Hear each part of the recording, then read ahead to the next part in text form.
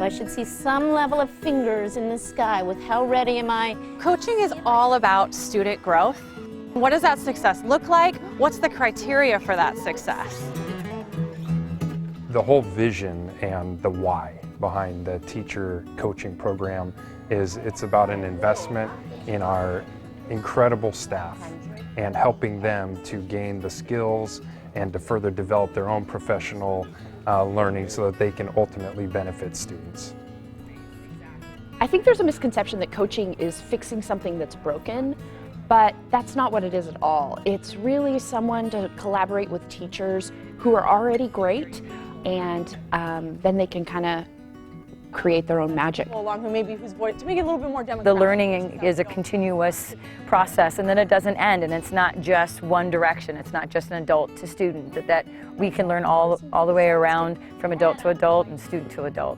In between these tasks. What a great example to set of lifelong learning for your students. I mean, we see it in athletics, we see it in the professional world, and teachers have coaches too. That opens up this idea that looking closely at what we can do better is a great thing. It's a positive thing, and we should all be doing that.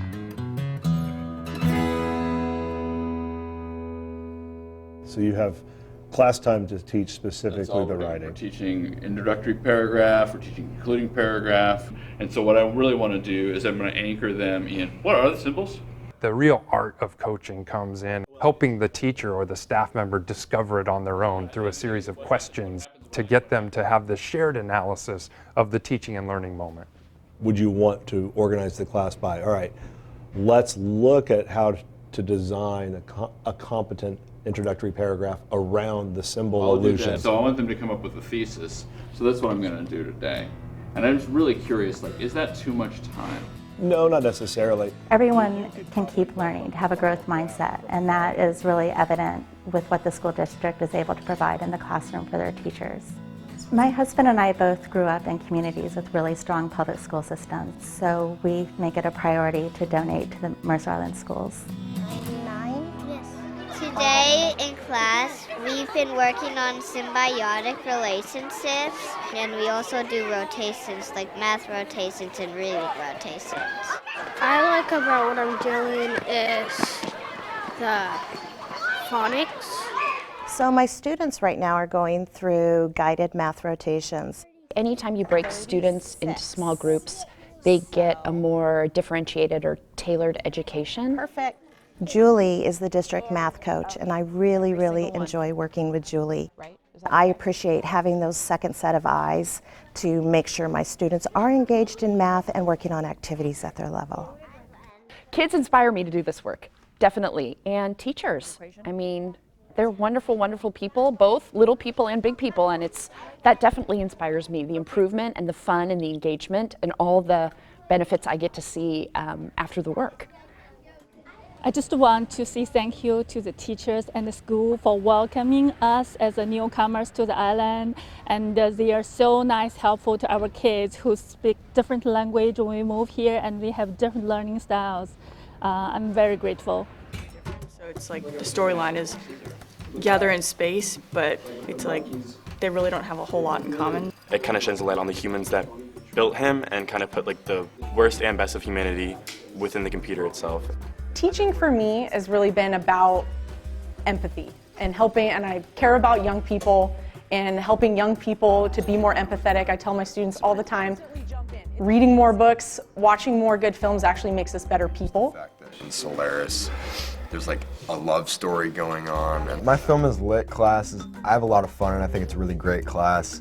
You know, we can learn about these different, camera works, stylings, themes, those kind of things that really shape the movies that we watch.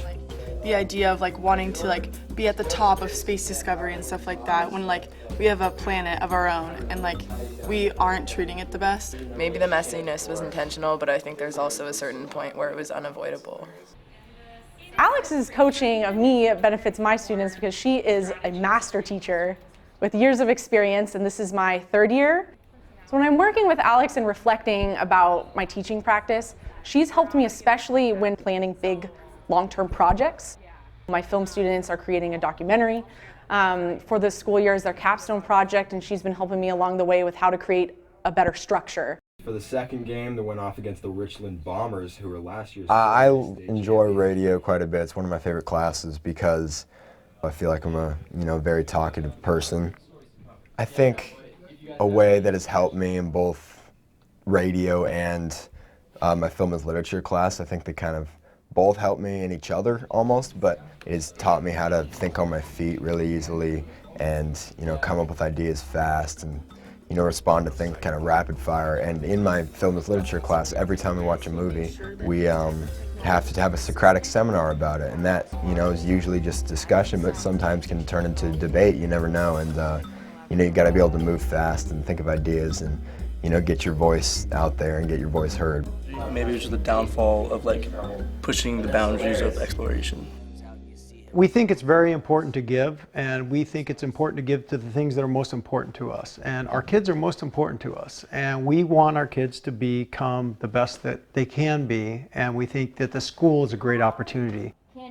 I truly believe that happy teachers equals happy classroom, and happy classroom is a great place for our students to learn and thrive in, and that's why I continue to donate to Mercer Island Schools Foundation every year.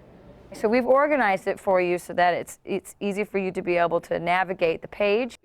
So my class is composed of 30 children to have them explore motion and force using coding.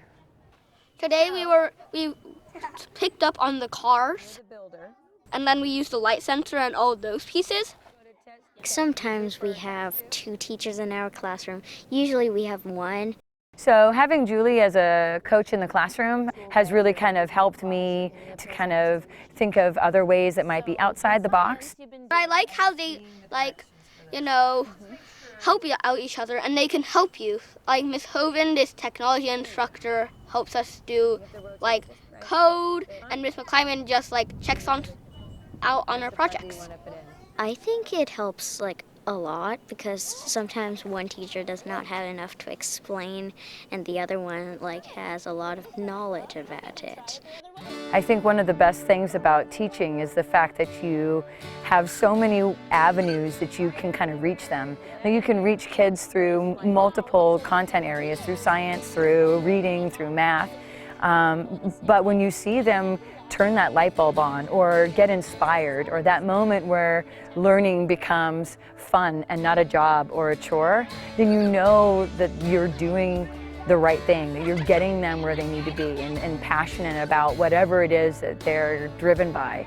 And finding those things in each of our kids is what makes teaching magical. It's what brings it all together for us. I like how you can just code things, and I really like coding and robotics. And I think I'm gonna get a career in science, STEM. We may not know the jobs that we're preparing our students for exactly, but what we do know is what we do now matters. And something I've learned in my 10 years in this district is that every classroom, every school, teachers, paraprofessionals, bus drivers, support staff are all committed to trying to find the best ways to meet our students' needs socially, emotionally, and academically each and every day. There is no question in that.